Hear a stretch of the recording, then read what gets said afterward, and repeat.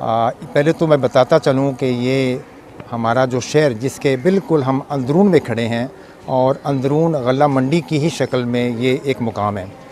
तो ये शहर बताते ख़ुद 800 साल कदीम है और इसकी अपनी एक पुरानी तारीख़ है। उसी पुरानी तारीख़ का एक तसलसल ये अंदरून गल्ला मंडी भी है। अगर हम इसकी अपनी तारीख़ को तलाश करें तो जिस दौर में अंग्रेज़ों ने पूरे पंजाब के अंदर नहरी निज़ाम कायम किया, उसने यहाँ रेलवे का निज़ाम कायम किया, तो मुख्तलिफ़ जगहों पे उसने अपनी तिजारती और अजनास की ख़रीदो फ़रोख्त की मंडियाँ कायम की। उनमें बहुत सारे शहरों का हम जिक्र कर सकते हैं, जैसे लायलपुर है, जैसे सांगला है, जैसे जड़ामाला है, जैसे समुंदरी है।